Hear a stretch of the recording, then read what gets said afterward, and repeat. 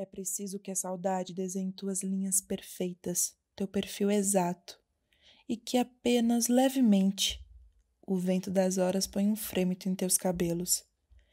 É preciso que a tua ausência trescale sutilmente no ar, a trevo machucado, as folhas de alecrim desde há muito guardadas, não se sabe por quem, em algum móvel antigo. Mas é preciso também que seja como abrir uma janela e respirar-te azul e luminosa no ar. É preciso saudade para eu sentir como sinto, em mim, a presença misteriosa da vida. Mas quando surges és tão outra e múltipla e imprevista que nunca te parestes com teu retrato, e eu tenho que fechar meus olhos para ver-te.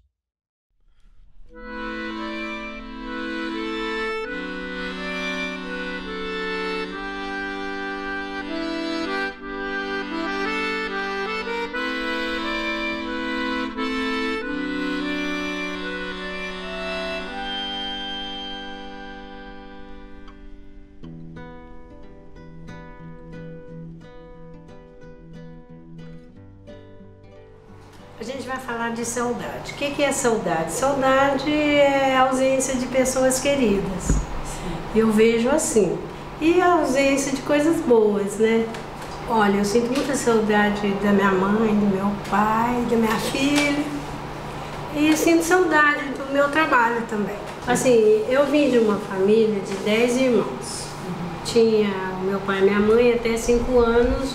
A vida era muito tumultuada.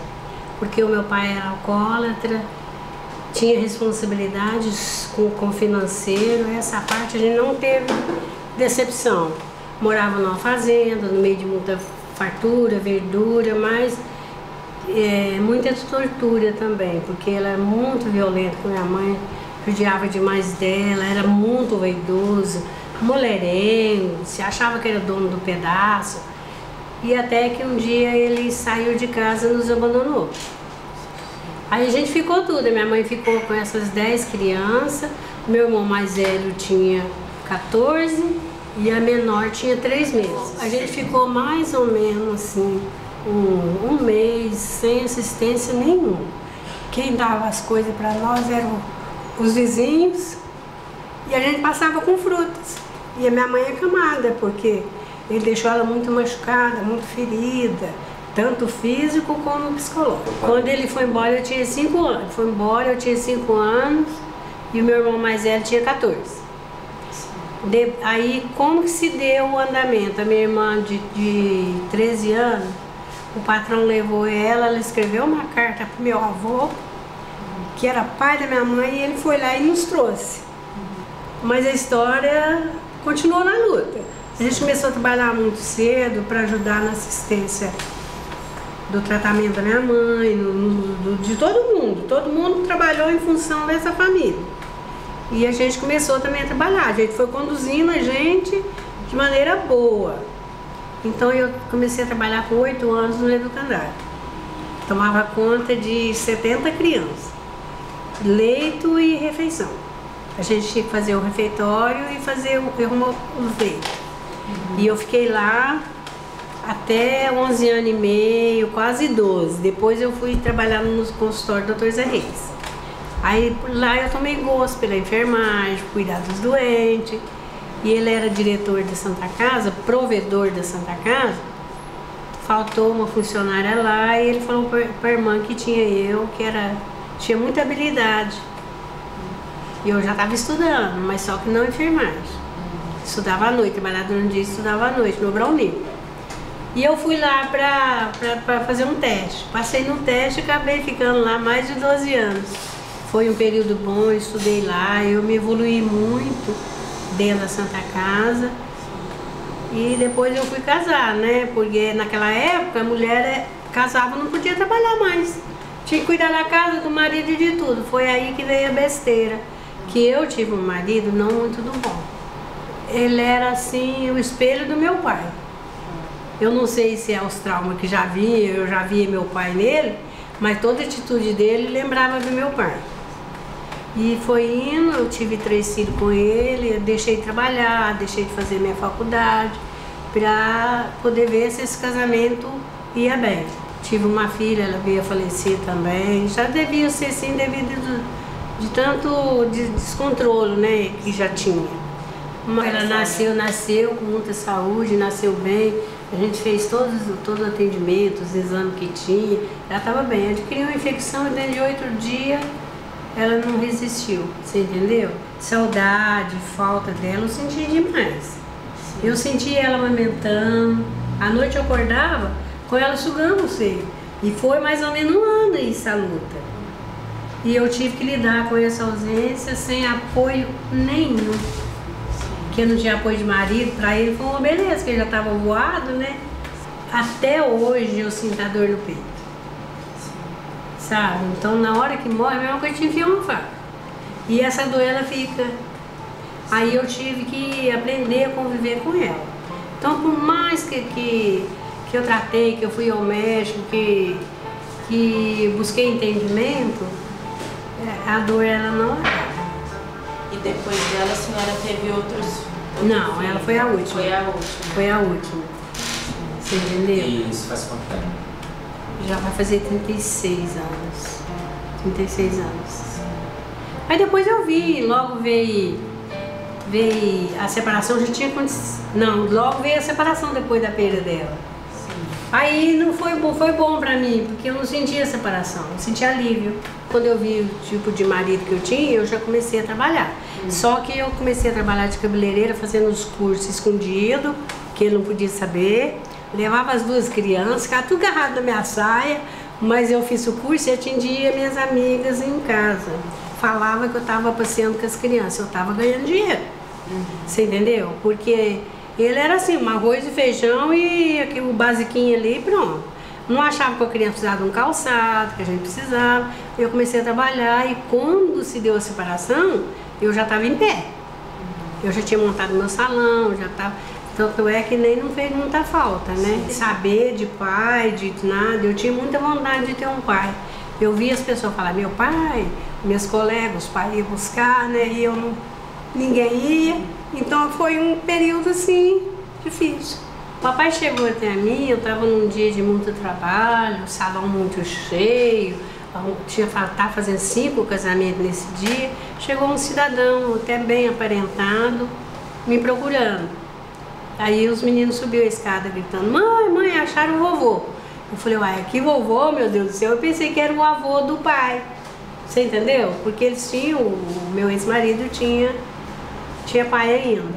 Aí esse aqui, o mais novo, subiu gritando, acharam o vovô, acharam o vovô. Eu falei, uai, que isso? Aí o homem falou, eu falei assim, não, eu vim aqui amando do seu pai. Eu falei, mas como assim, ele não morreu? Porque a gente mandava rezar a missa pra minha mãe, que minha mãe morreu. Quando ele apareceu, fazia 6 anos do falecimento dela. Aí ele falou, não, ele tá vivo, só que agora ele precisa de uma pessoa da família. E a gente, perguntei pra ele o que ele queria que a gente fizesse. Aí foi eu, meu irmão mais velho e um outro irmão mais novo. A minha cunhada e meu filho. A gente foi na caminhonete. Falei, vamos na caminhonete, que se tiver alguma coisa pra trazer, já traz tudo. Vamos ver. Aí ele falou, não, eu quero que vocês aluguem uma casa pra mim na cidade, eu pago. Que ele era muito direito nesse sentido. Quero que vocês aluguem uma casa pra mim na cidade, que precisa de alguém pra andar, ver meus negócios, que eu não ando mais. Eu falei, olha, o senhor vai escolher qual casa que o senhor quer. Vem pra cá, ninguém vem, porque lá tá todo mundo empregado, estabilizado, mas tem muita casa que o senhor pode escolher. Tem casa de 10 filhos e tem 28 netos. Tudo já casado, cada um com as suas casas, todo mundo te quer lá. Falei, por que você acha que ele escolheu a sua casa? Não sei. Eu perguntei pra ele, eu falei assim, eu acho que é mesmo um débito que ele tinha comigo, porque lá muito atrás eu era rejeitada pela cor, porque ele é de uma família clara. Então eu acho que foi que entrou a justiça divina aí. Foi o remorso. E ele teve que passar por aqui. E eu cuidar dele, né, enquanto os outros branquinhos de olhos verdes, deu assistência e tal, mas quem aguentou mesmo foi a minha casa, foi eu, foi tudo. E olha, eu sozinha trabalhando com os 2 meninos, um estudando, esse aí fazendo tratamento, foi bem difícil esse período. Cuidar dele foi assim, De um lado, eu consegui fazer, você entendeu? Eu demorei assim mais ou menos 2 meses para me entender o que estava acontecendo. Tudo que estava acontecendo, por que estava acontecendo justo comigo. Eu tive que parar de trabalhar um pouco, porque ele dava serviço 24 horas. Ele não andava, ele não fazia nada, ele dependia para tomar banho, para alimentar, para tudo. Então foi bem difícil. E outra coisa que eu achei difícil lidar foi com a família. Ele faleceu devido, ele tinha um câncer de próstata também. Foi mal cuidado, né? Então ele foi debilitando, foi ficando cada vez mais mal, por mais o tratamento, ele foi mesmo morte mesmo que sim, o corpo não aguentou mais. Você entendeu? Mas ele até a última hora ele estava muito lúcido. E morreu numa felicidade, você vê o sorriso na hora que... Ele nem gemeu, não foi, Dani? Mas ele olhou, nós estávamos tudo assim em volta da cama, porque ele começou a ter muita falta de ar. A médica passou e falou, ó, Francisco, fica mais atento que ele não está bem. Aí ficou tem um outro irmão mais velho, veio até dormir aí com a gente. Esse aqui tá pra rua, veio, a hora que ele ficou ruim. E nós ficamos em volta lá, conversando com ele, eu dando os medicamentos, os últimos medicamentos, que ela veio e preparou tudo, né, a médica. Olha, passar pelo luto foi assim, foi uma das perdas mais valiosas que eu tive. Porque eu senti assim que eu não tinha ressentimento. Você entendeu? Aí eu falei, olha, eu fiz isso tudo com prazer. Então eu achei ruim, ele fez falta, porque era muito movimento aqui em casa e tal. Mas eu superei muito rapidinho. Tanto dele como da minha mãe. Então eu sinto assim, saudade, sinto coisa, mas eu não sinto que eu tenho dívida com eles. Então foi assim, uma passagem, uma vida assim, bem vivida, que eu acho que a minha vida veio para servir em perda, só perda.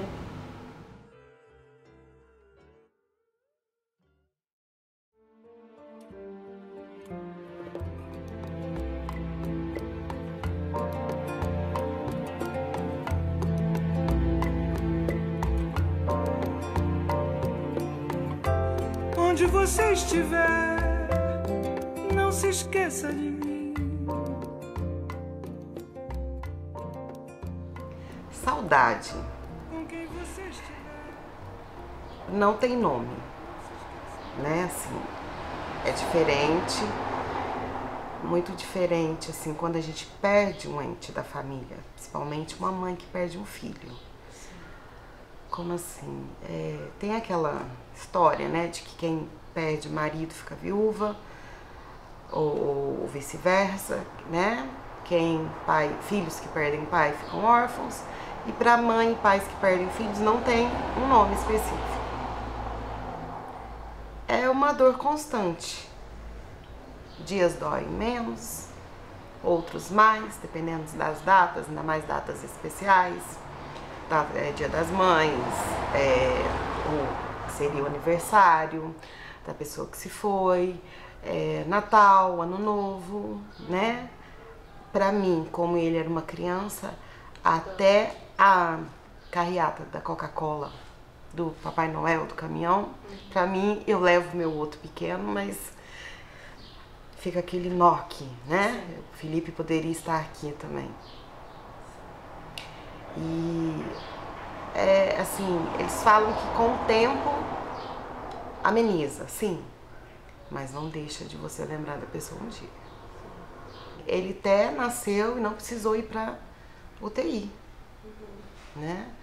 E ficou no quarto, tudo direitinho comigo. Ele teve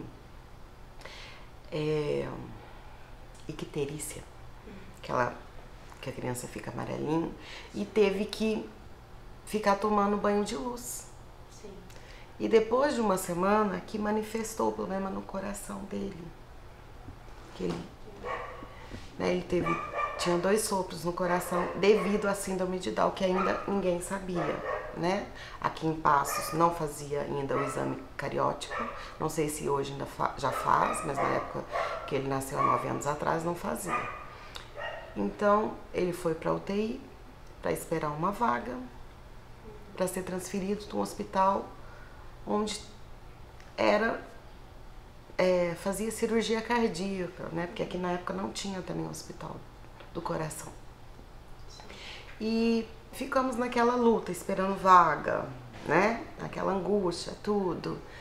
E não saía vaga, né? E assim, né? Você vendo seu filho ali numa UTI, e esperamos, entramos com mandato de segurança, porque todo cidadão tem direito à saúde, a uma vaga numa UTI necessário, né? Infelizmente, nosso país não é assim.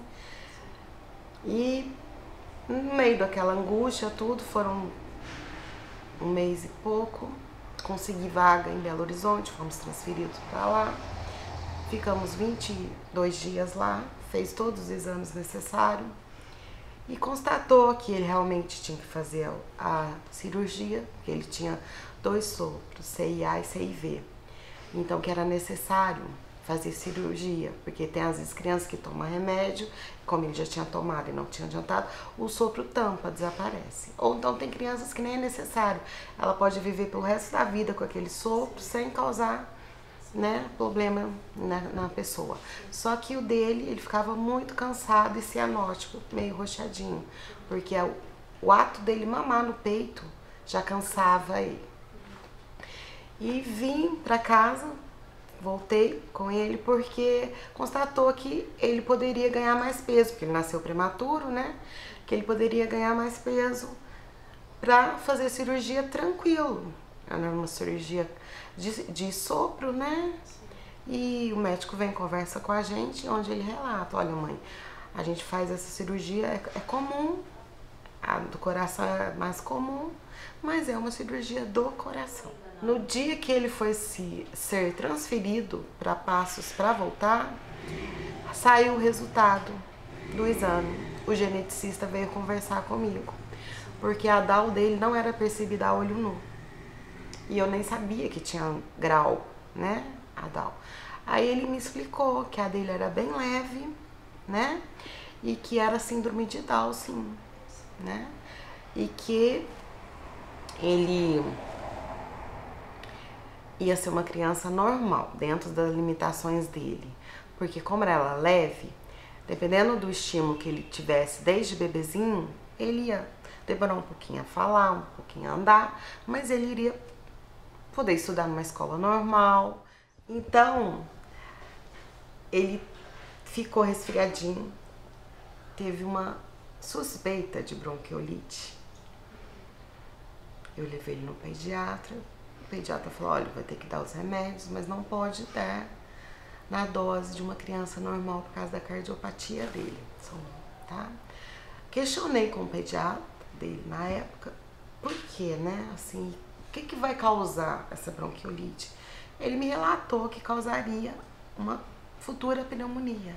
Coincidentemente, naquela semana ele tinha alcançado os 3,5 kg, que era que os médicos tinham pedido de Belo Horizonte, que assim que ele alcançasse esse peso, entrar em contato, que já iria marcar a cirurgia, que era o peso ideal para ele fazer com segurança, né?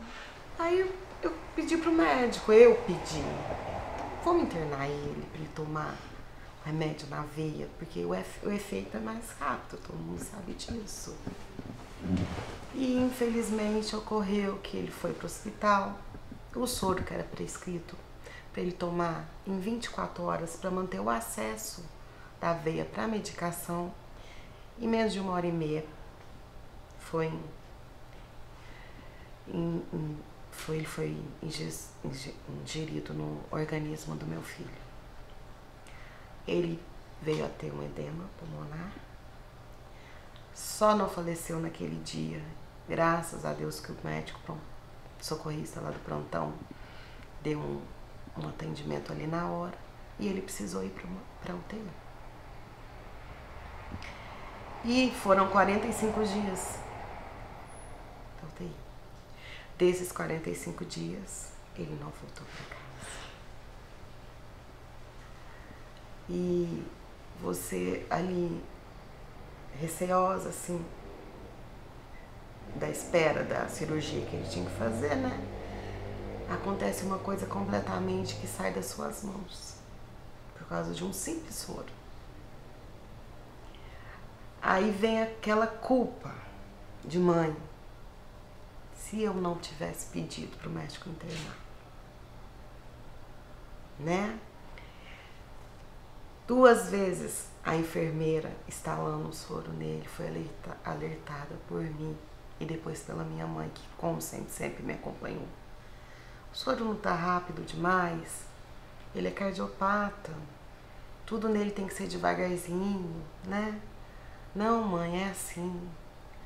Pela 2ª vez, ela me deu um olhar que hoje, eu fechando os olhos, eu vejo o olhar dela direitinho, tipo assim, será que você tá me questionando, quer vir aqui no meu lugar? Ou sei o que eu estou fazendo? Se ela tivesse tido a boa vontade de olhar na prescrição do soro, estava escrito soro para prescorrer em 24 horas. Então, assim, foi uma fatalidade, né? E você tá preparado para uma coisa, achando assim, vem uma coisa e muda completamente o rumo da tua vida, né? Você fica com um filho na UTI e sua esperança, né? E assim, ele vai sair daqui e eu não tinha pernas para ir visitá-lo. A minha estrutura emocional, não, eu tinha o direito de mãe de ficar lá 24 horas, mas eu não conseguia, né? Totalmente me foi negado o direito de ter acesso ao prontuário do meu filho, né? Me foi negado o direito de saber o nome completo da enfermeira. Meu filho saiu numa ambulância para ser transferido, porque nesse hospital não tem UTI infantil, para onde tinha. E eu na porta, brigando com o atendente. Me passe o nome completo da enfermeira. Porque eu só sabia o primeiro nome que vem escrito no crachá. E ela me questionando. Mãe, seu filho está indo para UTI, você não vai acompanhá-lo? Você está preocupado com o nome da enfermeira? Na hora que eu entrei no quarto, com a mamadeira de leite de soja, a saturação dele estava em 36. Que eu pus o dedinho aqui assim, ó. Ficou um branquinho, tudo roxo. Eu saí correndo com a mamadeira na mão e gritando. Gente, meu filho tá passando mal, meu filho tá passando mal. Sabe? Então foi assim. Eles tentaram de todas as formas esconder o que tinha acontecido. Houve adulteração no prontuário do meu filho. Elas alegaram, naquele desespero que eu cheguei, que eu saí com a mamadeira na mão, uma mamadeira deste tamanho, com um pouquinho de leite assim, né? O que você supõe? Que a criança mamou. Ele não mamou, era o tanto que ele podia mamar. De 3 em 3 horas por ele ser cardiopata. Eu não tinha, assim, quer dizer, eu tinha a esperança de que ele não iria morrer, né? Então eu não preparei, infelizmente, o Nicolas, que poderia acontecer do Felipe não voltar mais para casa. Sempre eu falava, filho, calma, vai demorar, mas ele vai voltar. Igual ele voltou da outra vez, ele vai voltar, né? Calma, filho, calma, ele vai voltar. E eu pequei nessa parte como mãe. Na hora que dói, porque tem dias que pesa muito. E isso aqui é a minha saudade. Isso.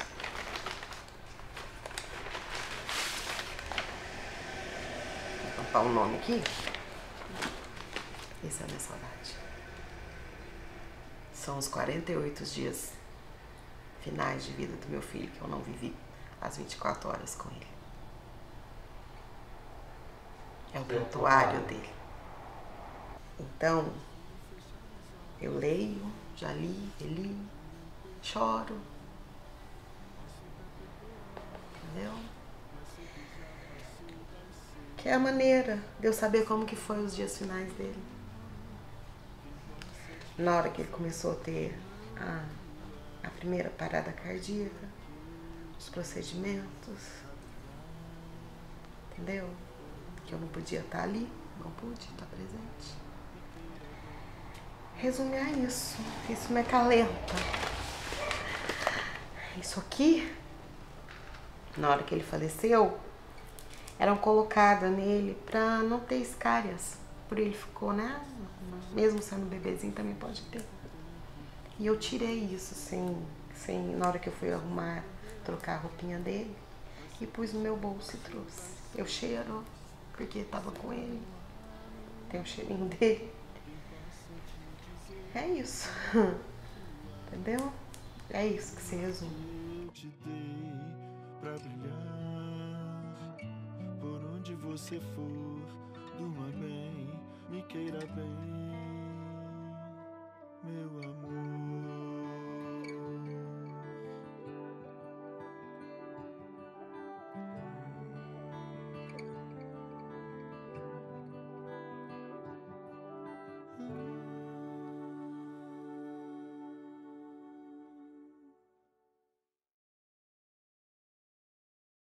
E se a senhora morresse de saudade? Eu morreria feliz, porque eu ia ter saudade de uma luta que eu consegui passar, você entendeu? Se eu morresse de saudade, eu iria morrer feliz. E eu vou morrer com saudade, porque a saudade dessas perdas aí você não supera. Você aprende a lidar. Saudade você aprende a lidar, mas superar... Sempre tem alguma coisinha que vai fazer você lembrar, sabe? Então foi assim, foi perdas mais perdas, né? Olha, morrer de saudade, por mais duro que seja, a gente não morre. Até uma mãe quando tem mais filhos, porque eu precisei superar tudo isso pelo Nicolas na época e depois com o Felipe, do Felipe, né? A vinda do Gabriel. E a gente vive por eles, pelos filhos. Como eu falei para vocês do meu entendimento espírita, então eu sei que eu vou encontrar aí um dia. Então isso ameniza muito a minha saudade, né? Eu converso nas orações, eu já tive resposta de muitas coisas que eu pedi para ele interceder junto a Jesus para nós aqui na Terra, e tive respostas. Então eu entendo que ele é um anjo meu lá né? Eu tenho o privilégio de ter um anjo lá no céu. Então essa morrer de saudade, acho que não existe isso, assim. Por mais que seja brutal uma morte, a gente supera. A saudade vai até o dia que eu viver. Né? Eu não sei se vou viver até meus 80, espero viver muito, né? Mas a gente vai vivendo. Uma parte da gente sim que morre. Uma parte.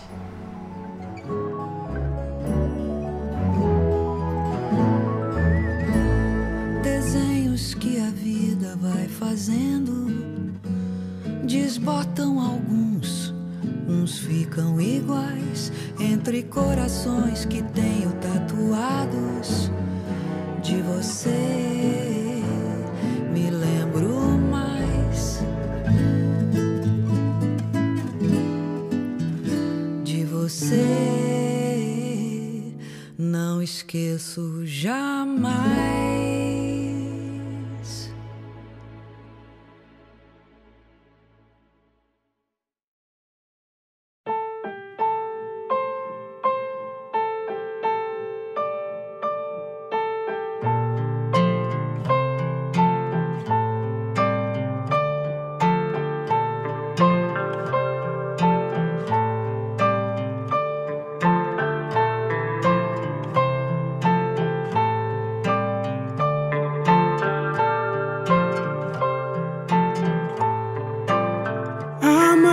Paixão pegou minha mão e disse que eu era a mais linda canção. Dúvida não.